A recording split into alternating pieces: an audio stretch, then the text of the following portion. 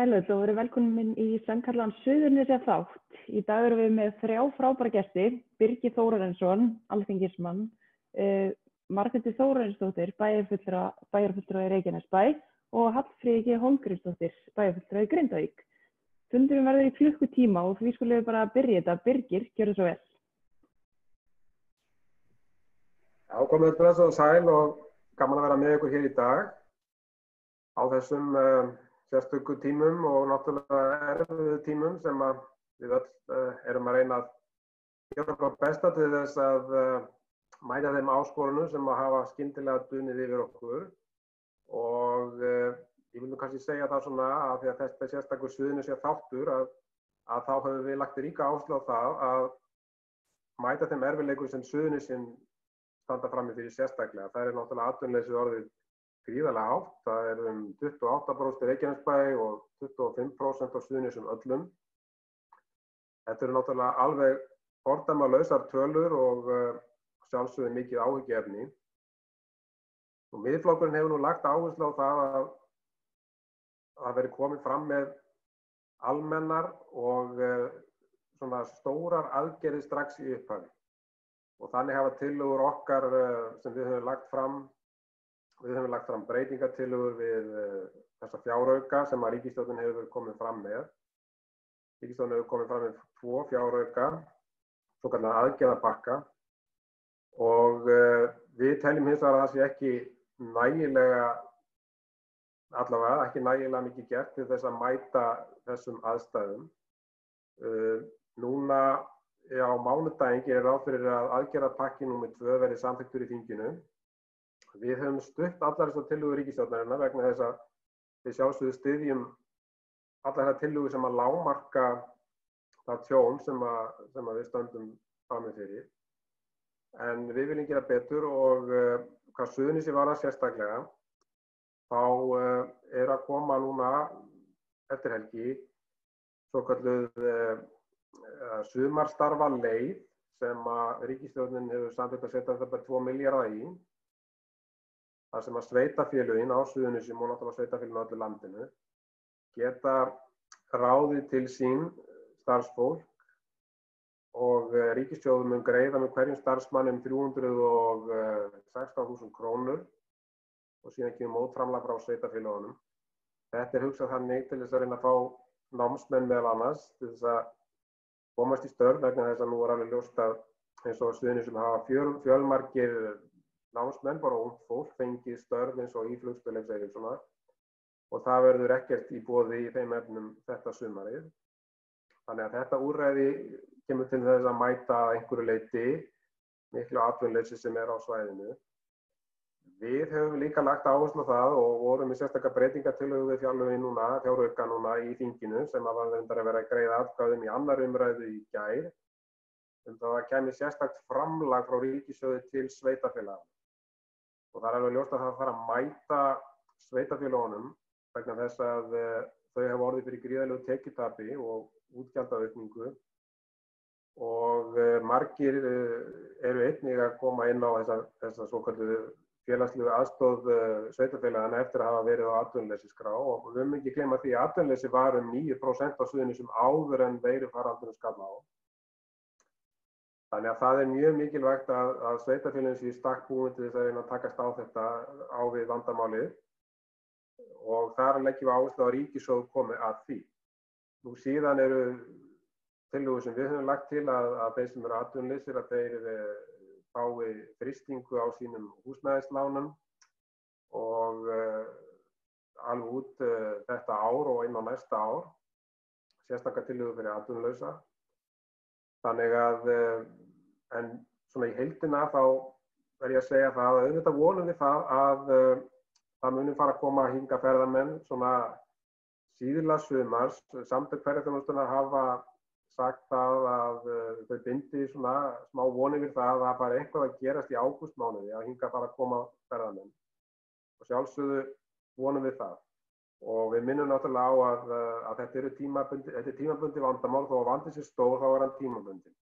Að sjálfsögðu erum við svolítið háð því hvaða ferðamenn fá að koma hingað og utanríkisráðherra hefur sagt að hann ætli að kanna leiðir til þess að að semja við ákveðin lönd eins og Norðurlöndin og Þýskaland þar sem hefur tekist að svona halda veirunni tiltölulega niðri miðað við kannski önnur lönd eins og Spán.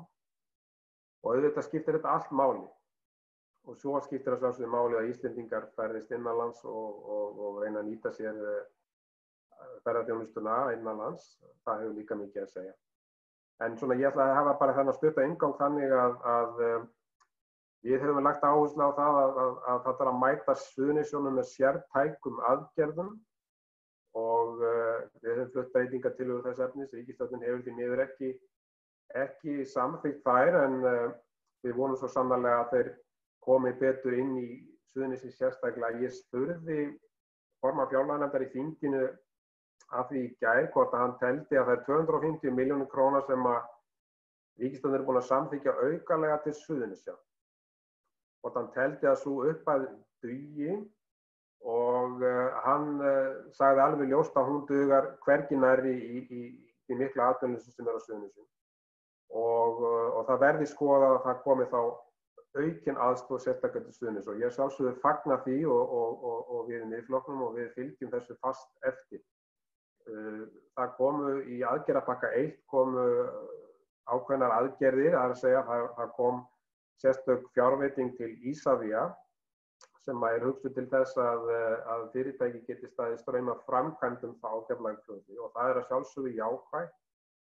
Síðan voru bara minni aðgerðir eins og 200 milljónir krónar til Heilbrigðisstofnunar Suðurnesja vegna framkvæmda þar. Síðan eru aðrar framkvæmdir sem voru áætlaðir sjóvarnargarðar og svona þannig að þetta nú ekki stóri hlutir í þessu mikla atvinnuleysi en þó bundum við vonum við það að Isavia ráði þó eitthvað í þessar framkvæmdir. Og síðan það bara fylgir því vel eftir að í því sem að framundan eins og í aðgerðapakka 3 sem að ríkisstjórnin hefur boðað verði væntanlegur og sé væntanlegur að þá verði fylgst sérstaklega með Suðurnesjum og við munum gera það og ég mun gera það sérstaklega í fjárlaganefnd og ég hef talað mjög fyrir því að við séum vakandi fyrir Suðurnesjum. En ég ætla nú ekki að hafa þetta lengra, þetta var kannski full langt svona í upphafi, en bara gaman að fá spurningar og geta svarað þeim. Takk fyrir þetta Birgir, Ditta, gjörðu svo vel. Já, takk fyrir þetta Fjóla. Ótrúlega gaman að fá að taka þátt í þessu. Ég ætla náttúrulega bara svolítið að snúa mér að mínu bæjarfélagi. En við erum kannski með þá sérstöðu að hér er mikið af sjávarútvegsfyrirtækjum og þannig að tekjurnar okkar hafa kannski, þetta kannski snertir okkur af einhverju leyti minna, en þó erum við með bláa lónið bara hérna við bæjardyrnar og þar hefur verið sagt upp mikið af fólki, þannig að auðvitað snertir þetta okkur öll. En hérna í Grindavík þá er þetta velrekið bæjarfélag, skilar miklu rekstrarafgangi á síðasta ári. Hér erum við með lægstu fasteignagjöldunum, undir 14% í útsvari.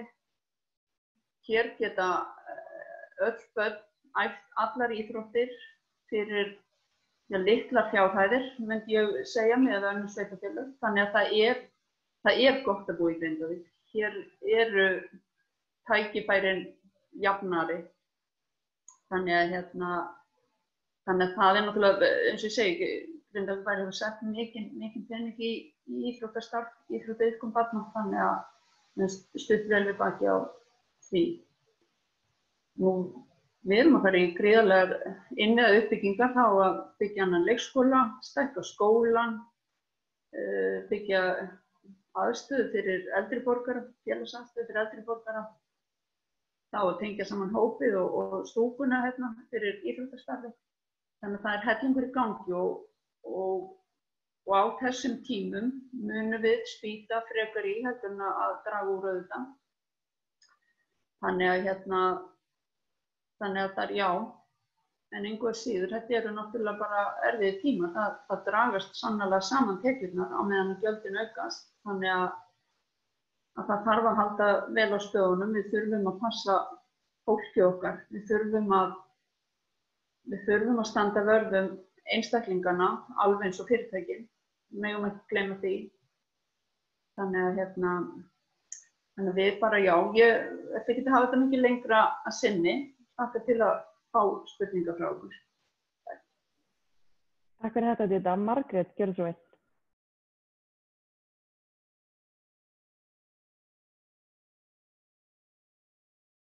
Og það gleður mig mjög mikið að geta aðeins rætt hérna Suðurnesin, en við á Suðurnesjum höfum og erum frekar afskipt í allri stjórnmálaumræðu almennt. Og það hefur nú bara sýnt sig á þinginu þegar Birgir Þórarinsson, þingmaður okkar, Suðurkjördæmis, hefur verið að koma með tillögur hvað varðar heilsugæsluna, löggæsluna og Reykjanesbrautina. En það sem er svona náttúrulega við erum að glíma við núna, að það er þetta stærsta atvinnuleysi sem við höfum séð nokkuð tíman og við erum með 28,5% atvinnuleysi hérna á Suðurnesjum og það er bara mjög alvarlegt mál. En við erum ekki búin að sjá, eins og ég tel, að við erum ekki búin að sjá hið raunverulega atvinnuleysi og ég tel að þessar tölur séu bjagar vegna þess að núna þann 1. ágúst þá munu starfsfólk Icelandair sem á 3 til 4 mánaða uppsagnarfresti fer eftir starfsaldri og aldri, þá kemur það inn á atvinnuleysisskrána. Þannig að ég tel að þetta eigi eftir að aukast ef ekkert gerist í fluginu og ég tel þetta bara mjög alvarlegt mál. En sko Reykjanesbær er eitt það mikilvægasta sveitarfélag landsins hvað varðar þjónustu við alþjóðaflugvöll Íslands. Og við megum ekki gleyma því. En það er mjög einhæft fyrir þetta stóra sveitarfélag eins og Reykjanesbær að við höfum eingöngu ferðaþjónustuna og erum bara með tengda atvinnustarfsemi samkvæmt henni. Og við þurfum meiri fjölbreytni og þingmenn Suðurkjördæmis verða að koma að þessari vinnu með okkur. En það er nú eini þingmaðurinn í öllu Suðurkjördæmi sem hefur eitthvað komið að þessari vinnu með okkur. Það er Birgir Þórarinsson, þingmaðurinn okkar og það er bara sorglegt að hinir skuli ekki geta komið að þessari vinnu með okkur. En við erum náttúrulega í minnihluta og það er bara mjög erfitt að vera í minnihluta. Og en við þurfum stuðning allra þingmanna Suðurkjördæmis til að koma á fjölbreyttara atvinnulífi suður með sjó. Og við sjáum það bara núna berlega. Algjörlega, við erum búin að upplifa þetta áður, við erum búin að upplifa þetta í hruninu þegar herinn fór og núna allt flug liggur niðri og við erum alltaf með sömu öll eggin í sömu körfunni og það er náttúrulega ekki nógu gott en við verðum að vera bjartsýn og hafa von og þannig að þetta er svona virkilega áskorun hjá þessu sveitarfélagi og ég hef mikla áhyggjur af framtíðinni vegna þess að við náttúrulega erum nýkomin undan eftirlitsnefndinni og hvar stöndum við þegar við horfum fram á það að Reykjanesbær stendur fyrir miklum samdrætti vegna COVID eins og við vitum öll og að sama skapi munu öll útgjöld aukast.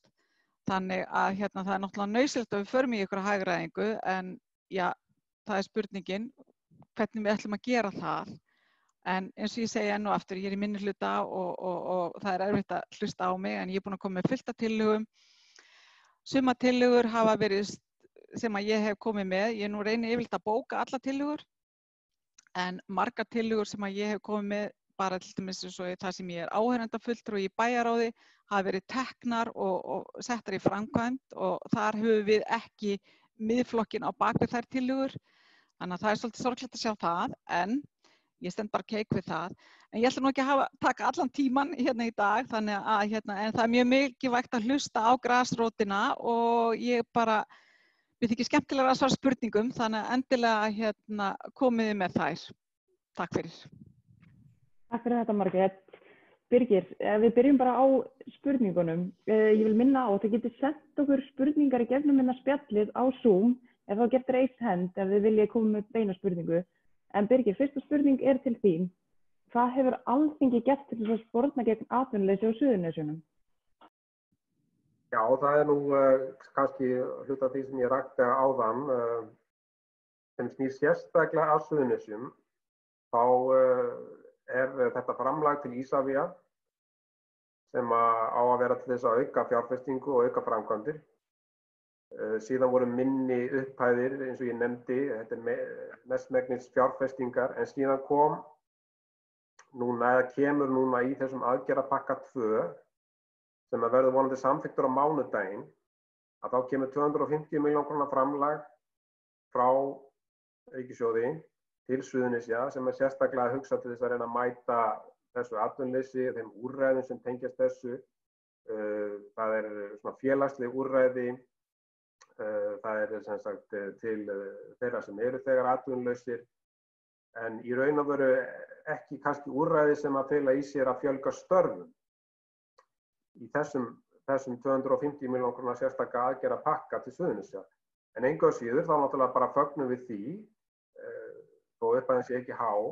Það sem að kannski skiptir mestu máli held ég núna þessi sumarstarfaleið og sem ég nefndi áðan, sem eru 2 milljarðar frá ríkisstjórninni, sem að gera það verkum að námsmenn og þeir sem eru atvinnulausir að sé þetta ráða þá tímabundið til starfa og það að sjálfsögðu mjög gott.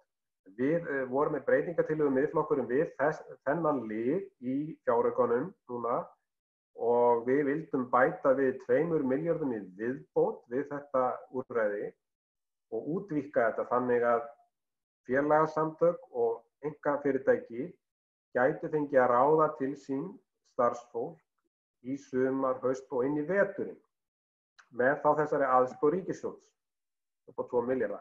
Og gleymum því ekki, þetta stærsta úrlausnarefni núna fyrir stjórnvöld. Það að bregðast við þessu atvinnuleysi sem náttúrulega fordæmalaust, það hátt að við höfum aldrei séð þessar tölur áður. Og þess vegna afar mikilvægt að við reynum að finna leiðir til þess að draga úr því og reyna að fá ný störf. Þessi tillaga okkar Miðflokksins var því miður ekki samþykkt. Við munum halda áfram að halda á þessu lofti. Samtök atvinnulífsins að tala fyrir því að þeir fái svona úrræði, að segja geta ráðið til sín fólk með aðstoð ríkissjóðs. Þannig að ég bind smá vonir við það að stjórnvöld kannski sjá nú aðeins að sér og að það sé nauðsynlegt að víkka út þetta eina ákvæða úrræði til þess að skapa störf.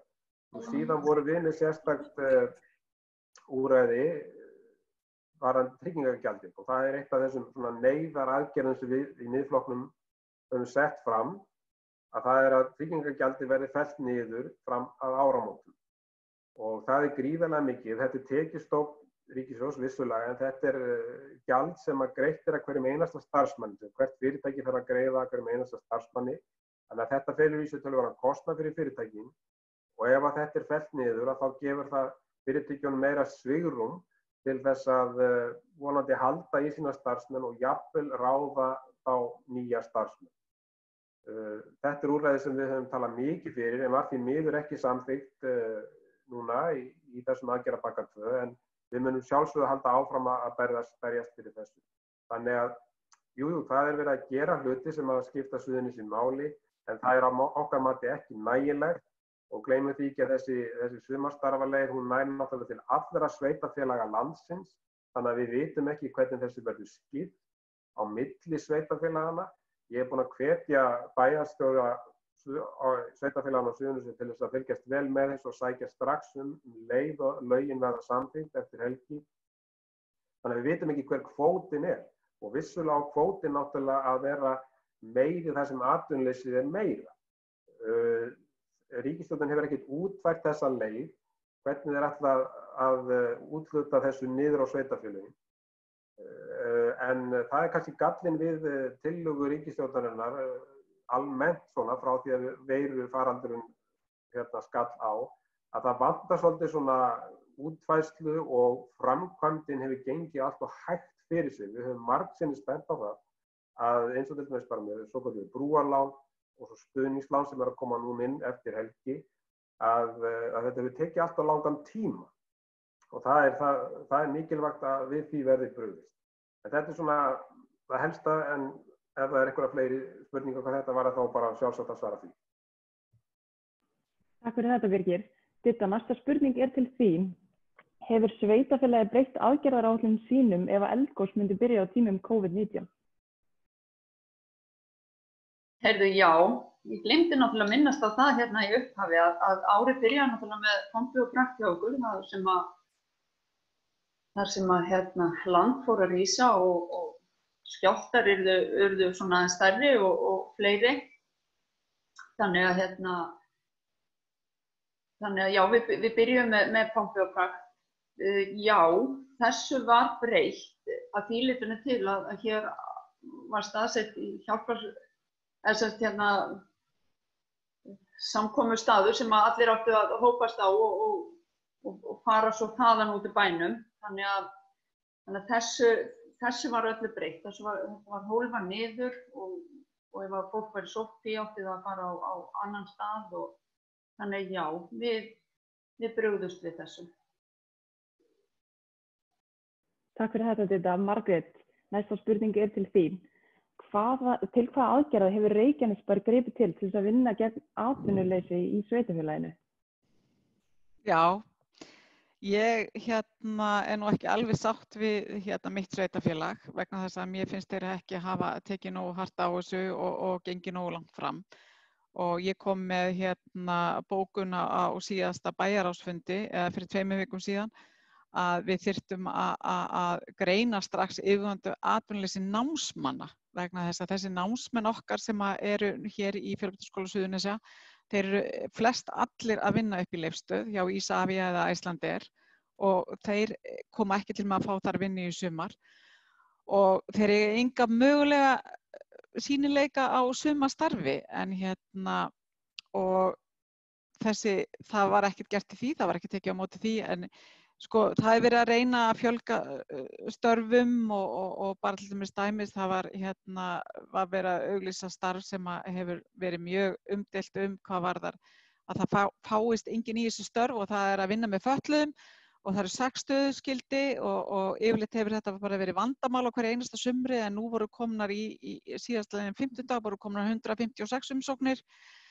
Þannig að og ég kom með þá tillögu að við myndum reyna þá að ráða þá frekar í hlutastörf en já, ég er bara ekkert sátt við samfélagið og Reykjanesbæ og það eru margir bæjarbúar sem hafa komið að máli við mig og sagt að þeim finnst sveitarfélagið ekki vera að gera nógu mikið en við megum heldur ekki gleyma því, við erum nýkomin undan eftirlitsnefndinni, við eigum enga peninga, við eigum ekkert fjármagn og þess vegna þurfum við að halda vel eins og Birgir nefndi hér réttilega áðan að við þurfum að halda vel utan þessa peninga sem við komum til með að fá frá ríkinu og rauninni það þannig bara að það bara verið að bíða eftir ríkinu, hvað ríkið ætlar að láta okkur mikið fé í té. Takk fyrir þetta, Margrét. Birgir, hvaða málefni hafa brunnið á þér á þessu kjörtímabili með tilliti til Suðurnesja? Já, takk fyrir þetta. Þetta er góð spurning. Alveg frá því ég settist á þing 2017, haustið 2017, að þá hef ég talað mikið fyrir því að rétta hlut Suðurnesja gagnvart fjárveitingum þegar það kemur á opinberum stofnunum. Og það er þekkt og búið að sýna fram á það að Suðurnesin að fá hlutfallslega lægri fjárframlög frá hinu opinbera til opinbera stofnana á Suðurnesjum. Eins og til dæmis heilsugæslunnar, löggæslunnar, Fjölbrautaskólans og fleira. Og ég hef við hver einustu fjárlög flutt breytingatillögur hækkun framlaga til Suðurnesja og þessara stofnana, heilbrigðisstofnanirnar og lögreglunar og svo framvegis. Og því miður, og það var nú mikil vonbrigði fyrir mig og pínlítið áfall fyrst þegar ég flutti þessa tillögu þegar að það kom í ljós að þingmenn annarra flokka, ég nefni Sjálfstæðisflokkinn og ég nefni Framsóknarflokkinn og ég nefni Vinstri græna, að þeir hafa talað fyrir því að það sé nauðsynlegt að rétta hlut Suðurnesja, en hins vegar felldu þeir þessa tillögu mína. Og ég gerði þetta umtalsefni innan þingmannahópsins, hvers vegna þingmenn var ekki að styðja tillögur aukin framlög til Suðurnesja og ég fekk nú bara skammir fyrir það að vera taka mig eitthvað svona sérstaklega út úr hópnum og flytja ykkur að tillögu. Þannig að ég væri greinilega einhver nýgræðingur í pólitík og áttaði mig ekki á því hvernig hlutinni gengur fyrir sig. En ég bara ósáttur við þetta og hef haldið áfram að flytja þessar tillögur og þeir hafa áfram fellt þær. Þannig að það er kannski bara rétt að hafa það í huga þegar það kemur að kosningum, að hvað þingmenn sem hafa talað fyrir auknum fjárframlögum til Suðurnesja, að þegar á hólminn komið að þá finna þeir alls konar útskúninga til þess að þurfi ekki að standa við það. En þetta er bara barátta sem við verðum að halda áfram og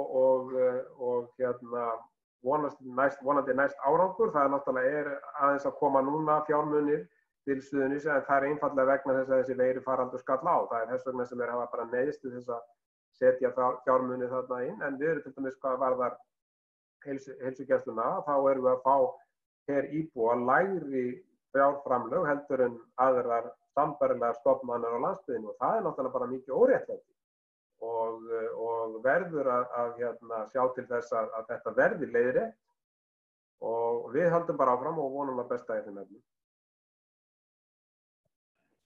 Takk fyrir þetta, Birgir.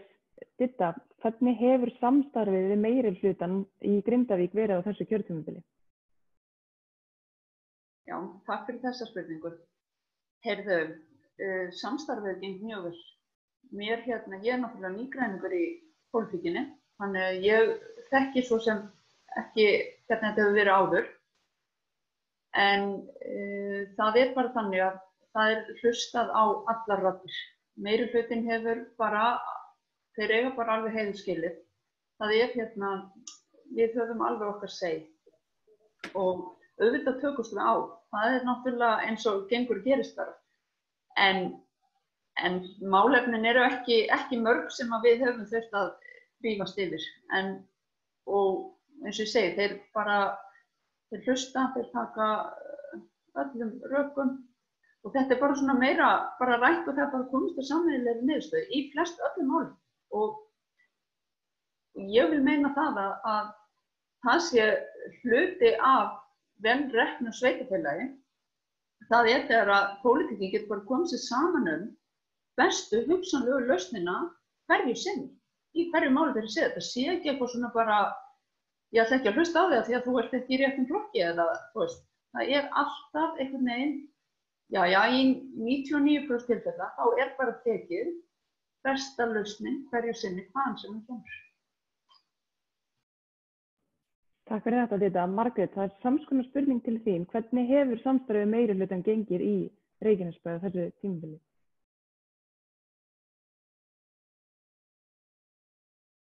Ég er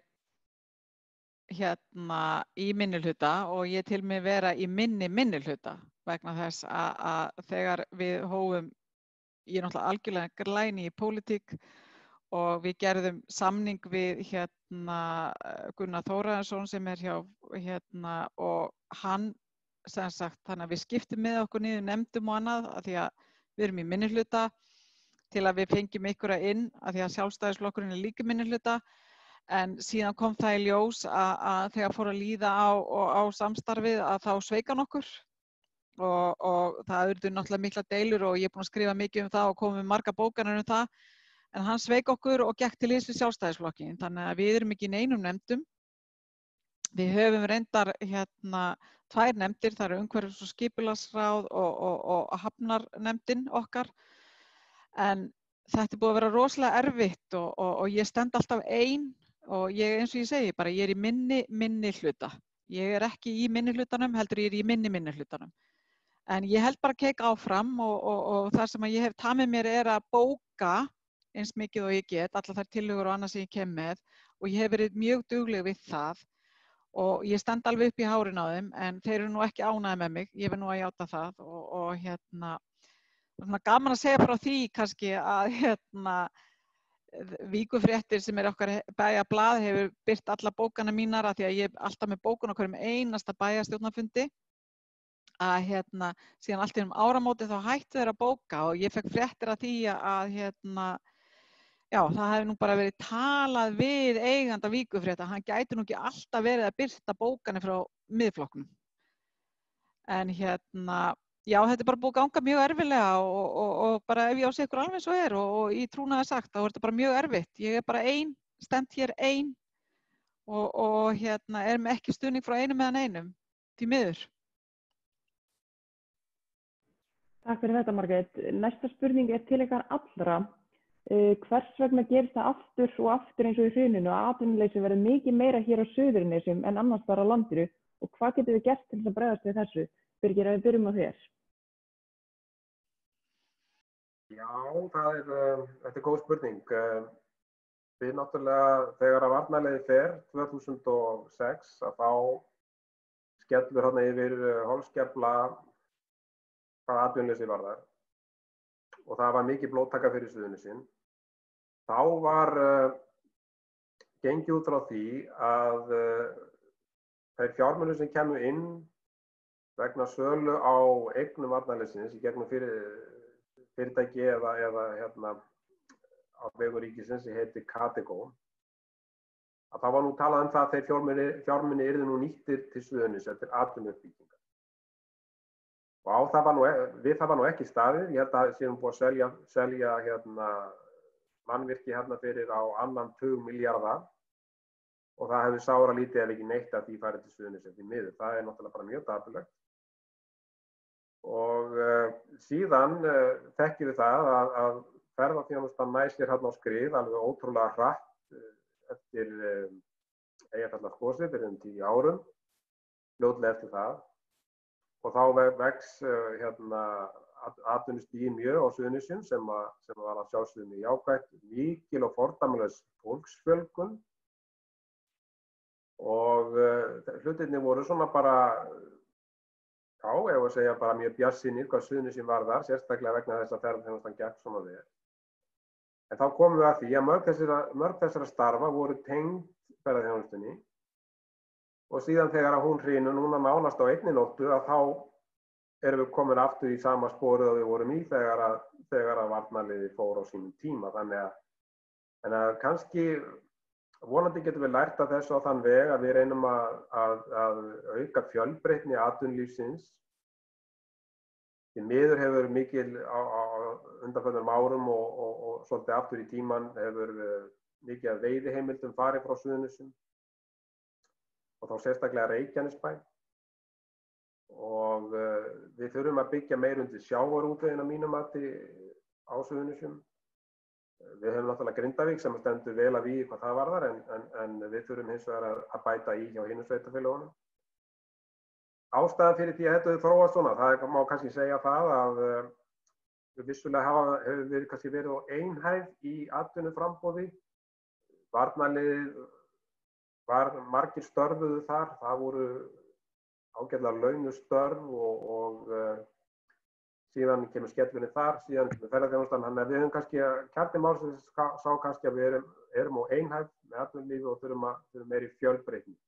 En það er svona ekkert einhlít svar við því hvers vegna þetta kemur svona illa við okkur á öðru leyti en því að það eru bara 2 atvinnugreinar sem og sérstaklega eins og með ferðaþjónustuna sem við höfum bara stóla mikið á.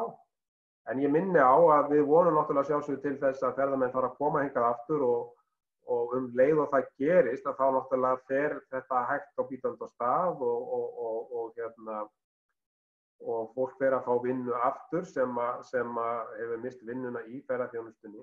En það er jafnframt mjög mikilvægt að það sé haldið vel utan þessi ferðaþjónustufyrirtæki núna og það sé reynt að greiða götu þeirra í því að komast í skjól vegna þess að þau verða að vera tilbúin til þess að fara þá á stað aftur leið og ferðaþjónustan fer á stað. Þess vegna þarf að koma í veg fyrir eins og fjöldagjaldþrot í greininni. Það er afar mikilvægt og við höfum lagt til tillögur Miðflokkurinn hvað varðar greiðslu fasteignagjalda verði fryst í alltaf 24 mánuði fyrir ferðaþjónustufyrirtæki og síðan leggjum við til að öll innlend lán ferðaþjónustunnar verði fryst til ársloka 2021. Þannig að það sé hægt að setja ferðaþjónustufyrirtækin í svona skjól þannig að þau séu bara tilbúin leið og ferðamenn koma aftur. Það er mjög mikilvægt á þessum tímum. Takk fyrir þetta, Birgir. Ditta? Já, takk fyrir. Heyrðu, þegar stórt er spurt. Ég ætla að taka bara undir með Birgir. Þetta er það sem að vandamálið hjá okkur að það eru öll ekki í sömu körfunni, nánast. þetta er bara hérna svo einhæft og við þurfum miklu meiri fjölbreytni og svo varðandi sjávarútveginn.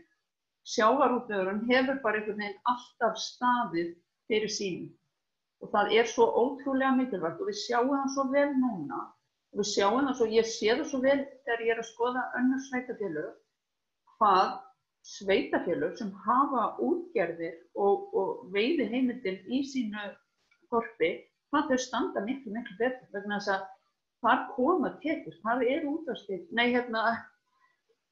útsvarstekjurnar. Þannig að sko, þetta er kannski eitthvað sem þarf að breyta.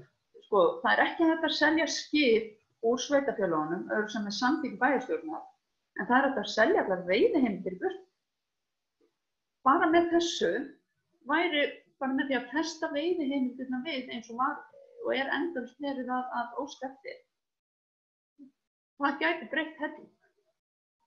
Þannig að til dæmis eins og fyrir okkur Grindvíkingar, við eigum, hér eru útgerðarfélög með mikla veiðiheimildir og á þessu stöndum við bara svolítið á falli. Enda sko þarf að styðja vel við þetta. Þannig að, já, ég tek bara undir með Birgi, við erum með allt og það vantar svo mikið fjölbreytni þetta inn í þetta. Takk fyrir þetta, Didda. Margrét, gjör svo vel. Við erum bara með, ég verð að taka undir með Birgi, við erum öll með sömu eggin í sömu körfunni og það er náttúrulega alveg agalegt sko. Þess vegna þurfum við fjölbreyttara atvinnulíf. En að því að Didda var nú að tala sjávarútveginn, þá langar mér nú bara aðeins að nefna það að Reykjanesbær sóttu byggðakvóta fyrir hafnir en þar er útgerð og þeir fengu það ekki, við fengum neitun. Og það er bara sorglegt og það var óskað eftir skýringum af hverju við fengum þessa neitun. Þá var sagt að Suðurnesjabær, sem er Garður og Sandgerði í dag, sem er nýbúin að sameinast, þá var sagt að þeir höfðu fengið byggðakvóta. En við erum ekki Suðurnesjabær, við erum Reykjanesbær. Þannig að eins og ég segi, og Birgir er búin að réttilega benda á, að við sitjum aldrei við sama borð og öll önnur sveitarfélög. Þannig að, já, bara eins og ég segi, tekum undir með þeim báðum og við þurfum bara fjölbreyttara atvinnulíf. Það er bara þannig, því miður. Takk fyrir þetta, Margrét. Birgir, næsta spurning er til þín. Í tillögum Miðflokksins til þess að bregðast við ástandinu, einhverjar hugmyndir í þeim til þess að bregðast við breyttum aðstæðum einstaklinga? Man hefur fundist eins og ríkisstjórnin standi einungis með fyrirtækjunum í landinu en ekki einstaklingunum. Já, það er það. Sko, við erum með sérstakar tillögur varðandi þá sem eru búin að missa vinnuna og þar gerum við ráð fyrir því að sem sagt, greiðslur vaxta og verðbóta vegna fasteignalána atvinnulausra falli niður í alltaf 18 mánuði og höfuðstóllinn verði frystur. Þetta er mjög mikilvægt. Nú síðan gerum við ráð fyrir því að lækka staðgreiðsluskatta, tekjuskatt og útsvarið í 24% til loka ársins 2021.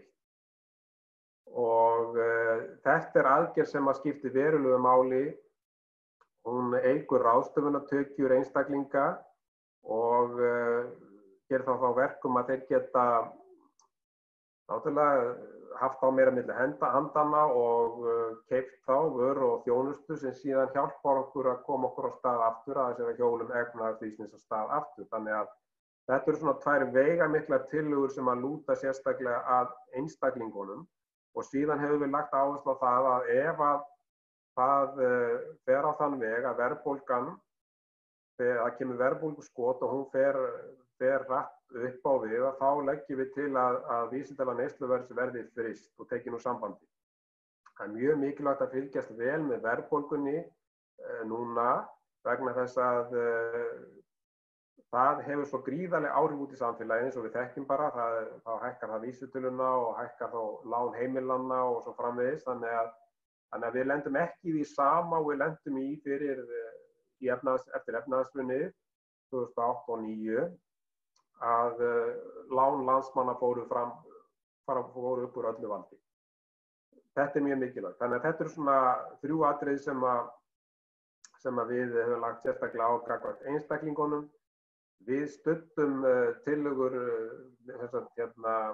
minnihlutans núna í gær í fjáraukanum að hækka atvinnuleysisbætur í 316.000 krónur.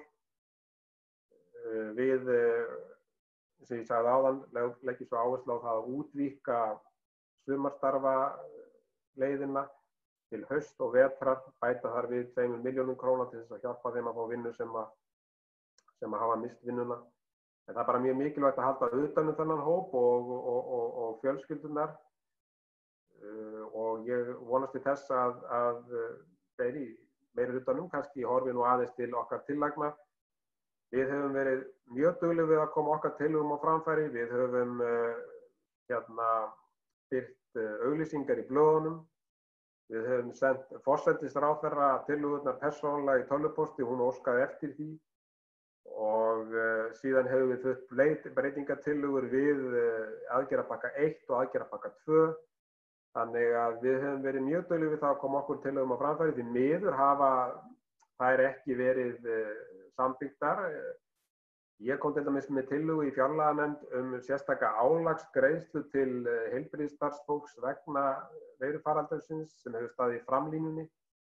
Þegar ég kom með þessa tillögu í nefndinni þá fékk hún mjög litlar undirtektir og var hálf tekið fálega.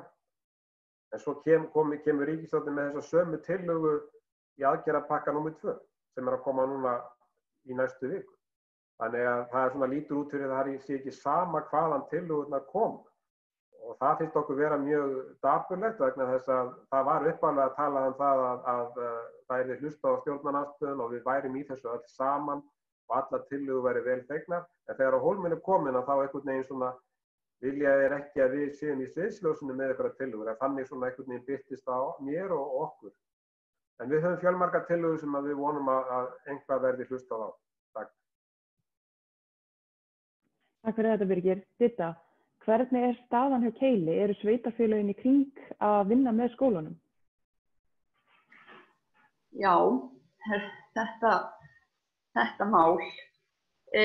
Já, sveitarfélögin tóku sér saman nýverið, eða það var óskað eftir því við sveitarfélögin að þau myndu sameinast að kaupa hlut í skólahúsnæði Keilis til þess að hægt sé að gera halda reksturinn áfram. Ég kom með bókun vegna þess að mér finnst bara það er eins með Keilir eins og sjúkrahúsið og fjárframlög til Suðurnes að þau virðast alls staðar vera bara í lægstu lægðum. Við sitjum aldrei við sama borð, það er alveg sama hvar stigið niður. Og það er eins í þessu, ríkið ætti náttúrulega bara að koma að þessu, ekki sveitarfélögin sem slík. Enda við erum náttúrulega bara, framlagið okkar er miklu lægra heldur en til dæmis Reykjanesbær. Ég bara skil bara ekki hvernig Reykjanesbær ætlar að fara að því að reyða fram þessu peninga verði af þessu. En já, það var óskað eftir því að sveitarfélögin myndu kaupa 40% hlut í skólahúsnæði Keilis og þá með fyrir Grindavíkurbæ þýðir það að þetta sé 25 milljónir. Ég lagðist gegn þessu, því miður. Ég sé ekki rekstrarlegan grundvöll fyrir Keilir með við þau gögn sem við fengum með. Takk fyrir þetta, Ditta. Margrét, má bjóða þér að bregðast líka við þessari spurningu? Ég get alveg gert það að þetta er allt undarlegasta mál og ég skil ekki alveg akkur eins og Ditta réttilega benti á okkur sveitarfélögin eiga að fara að grípa inn í einkarekinn skóla og fyrir utan það að þá eru við að tala 140 milljónir hjá Reykjanesbæ, nýkomin undan eftirlitsnefndinni, en ég skil alveg mikilvægi þessa menntastofnunar.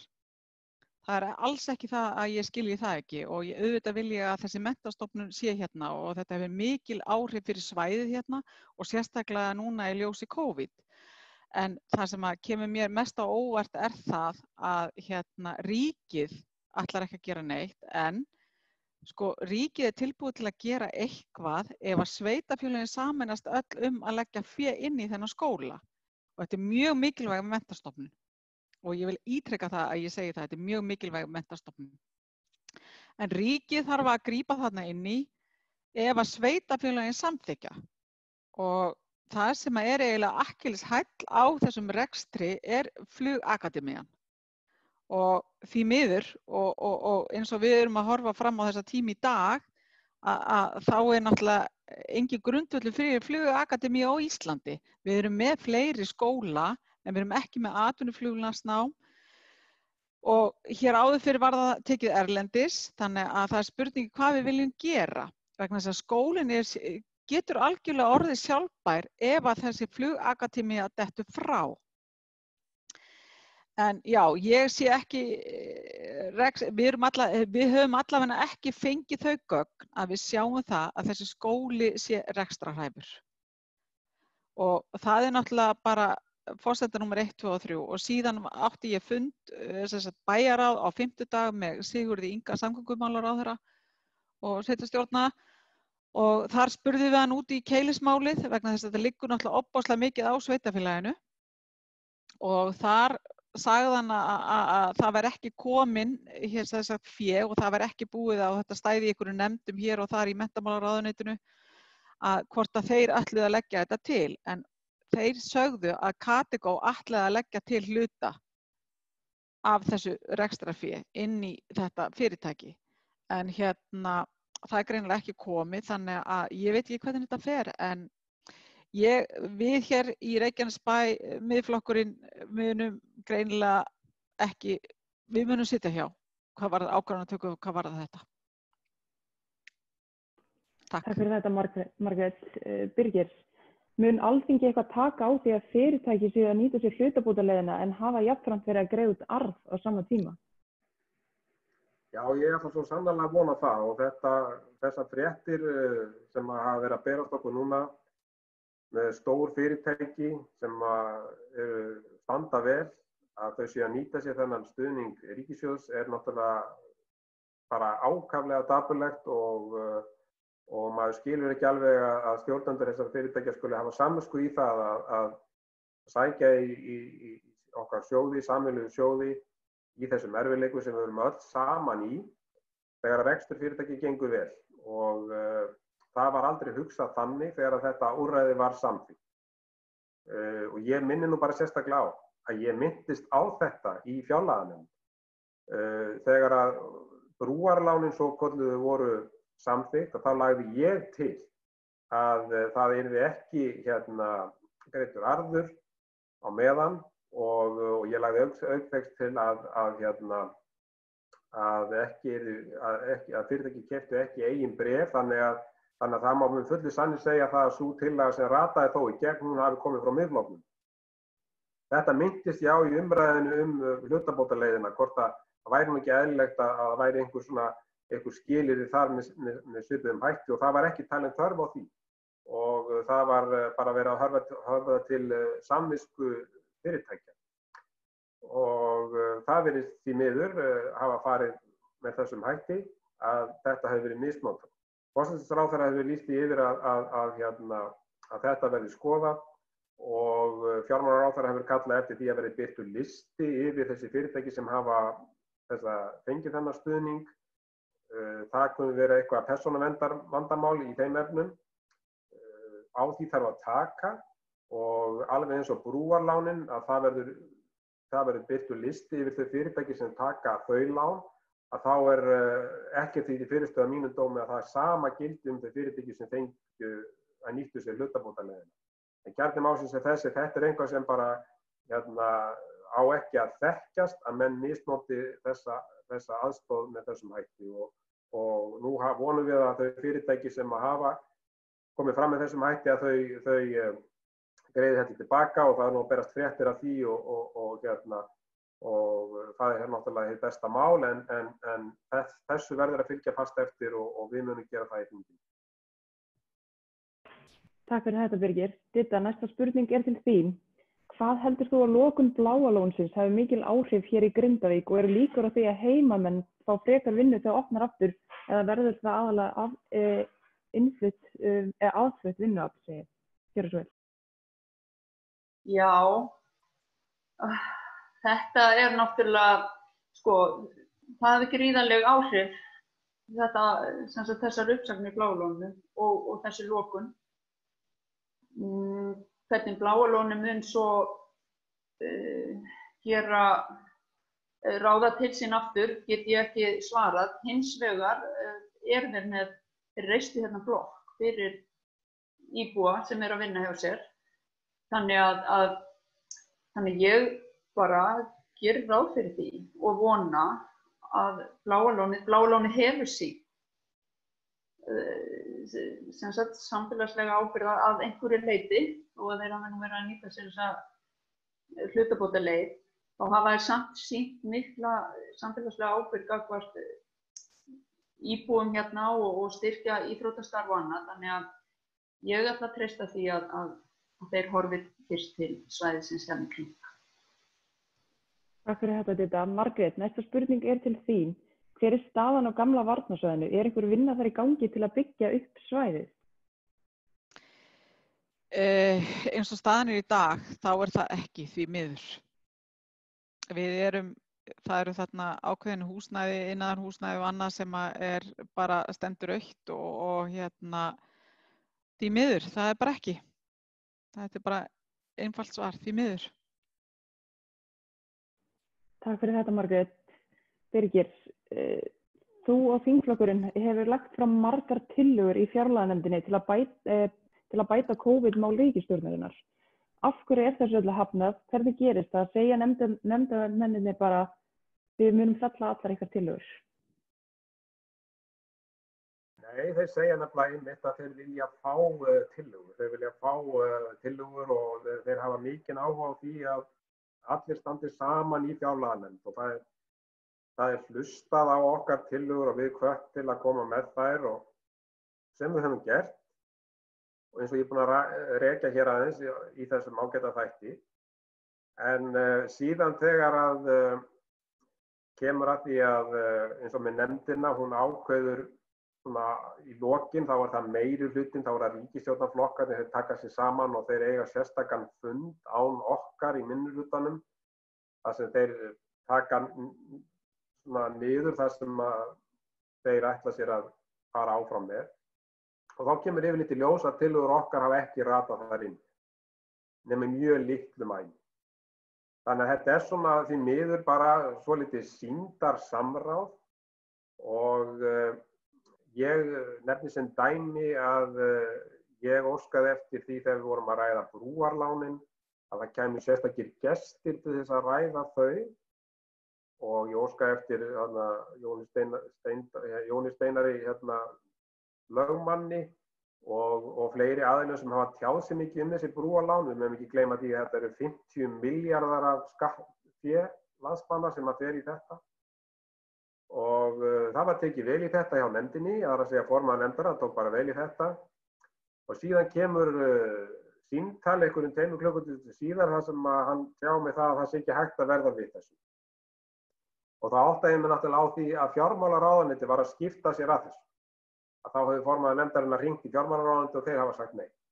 Og það eitthvað sem á ekki að eiga sér stað vegna þess að Alþingi hefur fjárveitingarvaldið. Og framkvæmdarvaldið í þessu tilfelli fjármálaráðuneytið má ekki hafa afskipti af fjárveitingarvaldið. En það hins vegar raunin og bara mjög dapurlegt að fylgjast með því. Síðan get ég nefnt sem dæmi að núna bara í umræðunum í þinginu á fimmtudaginn, þegar vorum að ræða fjáraukann, að þá spurði ég gerði ég grein fyrir breytingatillögum Miðflokksins og spurði sig einn þingmann í fjárlaganefnd hvort það mætti búast við því að þetta yrði fellt, tillögum Miðflokksins. Og þá fór viðkomandi þingmaður upp í ræðustól Alþingis og talaði svona hringinn í kringu hlutina og sagði gaf það ekki til skyn að það væri svo sem átti að fara yfir þetta og allt það. Og síðan spurði ég hvort að tillögur stjórnarandstöðuna, við vorum sem með 2 tillögur, Miðflokkur var með 7 tillögur og svo vorum við með stjórnarandstöðun líka í öðrum tillögum.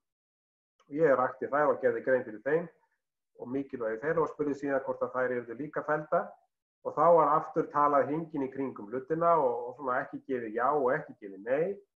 Svo þegar kemur atkvæðagreiðslunni þá var þetta allt saman fellt. Þannig að þetta því miður svona bara í pólitíkinni. Þetta svona svolítið sýndarsamráð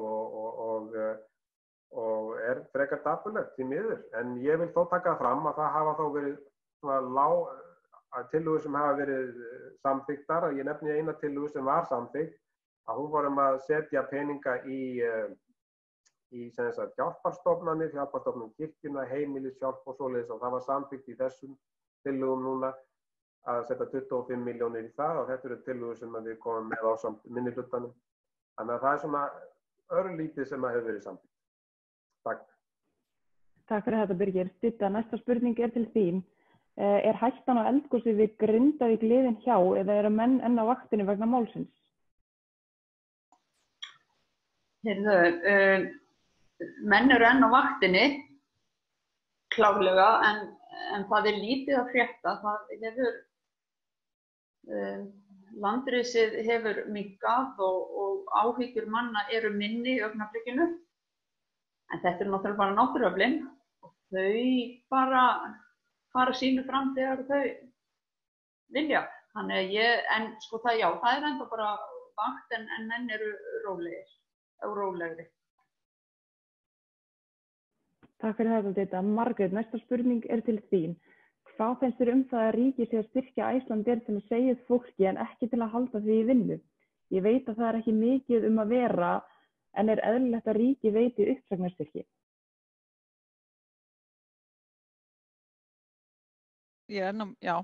Já, mér finnst þetta bara skjóta skökku við að á sama tíma og ríkið skilgreinir Icelandair sem þjóðhagslega mikilvægt fyrirtæki að það skuli styrkja það til uppsagna á stærstum hluta starfsfólks þess. En svona almennt má svo líka bara velta fyrir sér hvort að fyrirtæki sem hafa ekki efni á því að greiða starfsfólki laun og uppsagnarfresti sé í raun starfshæf. Það er eftir eitthvað sem maður þyrfti að huga í þeirri uppbyggingu sem nú fer fram í hönd. En stjórnvöld, settu þessa hlutabótaleið til að vernda ráðningarsamband starfsfólk og vinnuveitenda, en á einni nóttu var því kastað á glæ og fyrirtækinu hjálpað að rjúfa það með uppsögnum og það er bara sorglegt, því miður. Takk fyrir þetta, Margrét. Við virðumst ekki ná lengra í dag, en ég vil samt gefa ykkur færi á að koma með loka orð. Birgir, gjörðu svo vel. Já, ég vil fyrst alveg bara þakka fyrir þennan fund og þá sem að hlýddu og sendu inn spurningar, þakka þeim kærlega og minna á það að það er alltaf hægt að senda okkur þingmönnum flokksins spurningar bæði í tölvupósti og svo hringja og þær upplýsingar að finna á vef Alþingis. Til Suðurnesja vil ég bara segja það að ég hef sem þingmaður sannarlega haldið á lofti Suðurnesjum í mínu málflutningi, flutt breytingartillögur við hver einustu fjárlögum að hækka fjárlög til svæðisins og vonandi kemur það til með að nást í gegn einhvern tímann. En þetta nú svona það sem að fylgir því að vera í minnihluta að það stundum erfitt að koma málunum í gegn en við höfum svona sannarlega haldið þessum málum á lofti fyrir Suðurnesin. Ég vil hvetja bara sveitarstjórnarmenn á Suðurnesin til þess að nýta sér þessa sumarstarfaleið sem að koma núna í næstu viku til þess að reyna að útvega þessu fólki sem að sér ekki fram á nein störf í sumar og jafnvel haust þá vinnu þann tíma. Ég bind vonir við það að í aðgerðapakka 3 þá komi einhverjar frekari tillögur til Suðurnesja frá stjórnvöldum. Ég spurði sérstaklega það í þinginu eins og ég nefndi og formaður fjárlaganefndar var vongóður með það. Þannig að við höfum svo sannarlega haldið þeim á tánum, meirihlutanum og ríkisstjórninni hvað Suðurnesja varðar og við höfum haldið því áfram. Að lokum vil ég bara segja það að auðvitað vonum við það að Guð gefi að ferðaþjónustan fari á stað aftur núna síðla sumars og þannig fái þeir vinnu sem hafa misst hana tímabundið og við vonandi komum til með að sjá fram á bjartari tíma ekki innan svo langs tíma. Öðruleyti þakka ég bara kærlega fyrir. Takk fyrir þetta, Birgir. Didda, gjörðu svo vel. Já, takk fyrir það. Já, ég vil bara minnast á að því að Birgir talar vísa til okkar sveitarstjórnarmanna varðandi sumarstörfin. Grindavíkurbær auglýsti að allir námsmenn búsettir og með lögheimili í Grindavík fengju vinnu í sumar og það hefur verið auglýst til sem sagt, fram í ágúst. Þannig að Grindavíkurbær tekur á móti öllum námsmönnum í framhaldsskóla og jafnvel háskóla og það hafa þó nokkrar umsóknir borist og við höfum ákveðið að reyna að nýta okkur jafnvel háskóla nemendur inn á skipulagssviðinu hjá okkur og víðar. Þannig að það er bara mjög gott mál. Atvinnuleysi í Grindavík minna heldur en á hinum sveitarfélögunum. Og það það helmingi minna. Hjá okkur það rúm 8% í mars, stekkur upp í 16% í apríl, en það var ekki nema 3% í fyrra á sama tíma, þannig að þetta er náttúrulega gríðarlegt atvinnuleysi hjá okkur. En ég vil bara segja eins og Birgir, þetta vonandi bara tímabundið ástand, og tímabundið ástand, klárlega. Við Íslendingar erum ekki þekktir fyrir neitt annað en að koma bara eflast í þeim raunum sem að hafa orðið í vegi okkar. Við erum ótrúlega klár og dugmikið fólk. Þannig að ég hef engar áhyggjur af því að við komum ekki standandi niður aftur. Þetta snýst það að ríkið og sveitarfélög verndi ferðaþjónustu fyrirtækin sem eru þó burðug til þess að og ættu að eiga alla möguleika á því að halda áfram eftir þetta COVID ástand. Þannig að ég segi bara, ég hvet ferðaþjónustuna bara til að standa keik og bregðast við eins vel og þau geta og vera í sambandi við sveitarfélögin og leita sér allra leiða til þess að það fari nú ekki illa hjá þeim, vegna þess að við hljótum öll að vilja hafa bara allt klárt þegar að kallið kemur. En ég vil bara þakka fyrir frábæran fund og góðar spurningar. Takk. Takk fyrir þetta, Didda. Margrét, gjörðu svo vel. Ég vil bara þakka fyrir þennan frábæra fund og virkilega gaman að vera á þessu fundi og fá að svara þessu spurningum sem að brennur á fólki. En hvað varðar Reykjanesbæ, þá mun ég ennþá standa keik og halda uppi vörnum fyrir íbúa bæjarins og það eru mjög mörg erfið verkefni framundan, til dæmis eins og kísilverið, þar sem að Arion banki ætlar nú að koma því í gang aftur, einungis til að geta selt það og þannig að ég mun alveg standa mína plikt í því máli og hef gert það. En þetta er náttúrulega algjörlega fordæmalaust hvað er að gerast í samfélaginu og ég er nú ekki svona bjartsýn eins og Birgir og Didda að þetta fari nú að koma í gang með haustinu vegna þess að það þarf náttúrulega að opna landamæri hinna erlendu landa og já, ég er að vonast til þess að eins og Þjóðverjar ætla að gera, að þeir ætla að fara að opna landamæri sín, að það verði svona eftirbreytni fyrir hin Evrópuríkin, en þetta byggist náttúrulega alltaf því að landamærin opni, þannig að flugi komi aftur í gang og þar sem við erum með svona opbáslega einsleitt atvinnubyggingu hér í Reykjanesbæ, eða það segja atvinnulífið er mjög einsleitt, að þá náttúrulega voni ég til þess og svo horfum maður til Norðurlandana og ég ætla að vona að Norðurlandaráð geti fundað það að fara að opna þessi landamæri. En já, við höldum áfram, við gefumst aldrei upp og ég ætla bara að vona svo sannarlega að þetta taki fljótt af, en ég er ekki svona bjartsýn eins og þau tvö, því miður. En ég hef kannski, eins og ég var að útskýra, það eru kannski ástæður vegna þess að við erum bara með öll eggin í sömu körfunni. Hvað varðar atvinnuleysi hér á Suðurnesjum? Takk fyrir þetta, Margrét. Þá bara þakka ég kærlega fyrir fundinn. Næsti auglýsti fundur kemur á næstu dögum. Takk aftur fyrir. Takk sömuleiðis. Takk. Takk sömuleiðis.